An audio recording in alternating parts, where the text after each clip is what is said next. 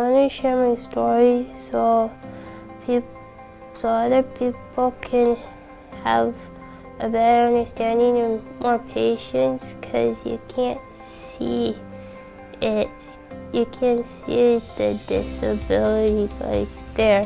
You know, your peers may not understand what you're going through. You know, it's called an invisible disability, where you don't show it. Disabilities can happen at any time, and it's the one minority community that anyone can join at any time.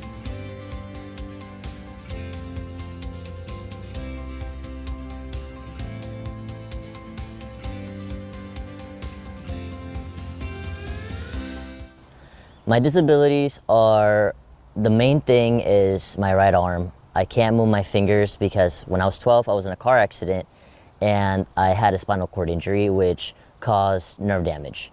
And so that's been kind of hard because it was my dominant hand and now I have to do everything left-handed, so it's really hard for me. Because, I have dyslexia. And so words to me look a lot different. They jump around here and there. So it'll take me a lot of time just to understand maybe like one sentence or one word. So the Student Disability Resource Center provides services and accommodations to students with disabilities.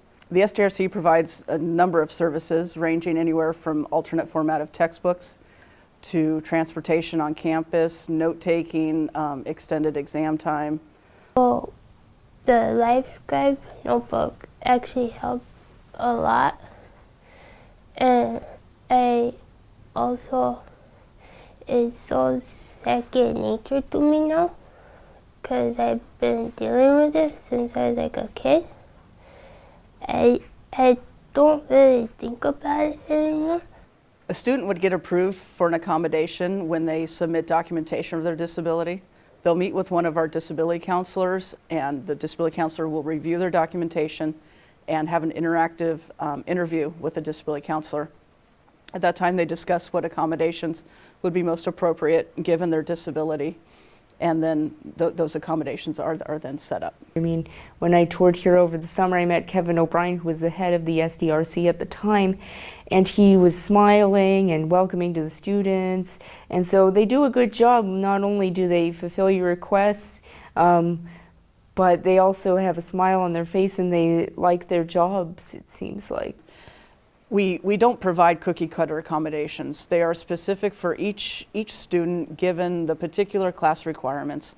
And so it's, if there are questions or concerns, definitely contact the Student Disability Resource Center. Depending on the professor, the PDF may not read at all, but you can also email the professor about saying the PDF can't read and write. I've actually had that before with one of my teachers, where read and write couldn't read the PDF, so I had to email her, and then the SDRC emailed her as well, and we got it all fixed out.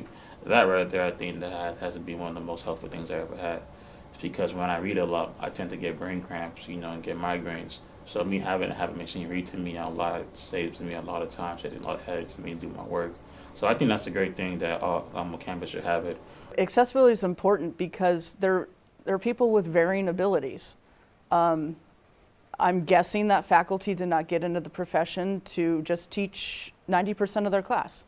They want to teach all of their students in their class, and to do that they have to recognize that there are students with disabilities in their courses, and they must ensure that their curriculum and their instructional materials are accessible, otherwise those students will not be able to effectively participate and succeed in their courses.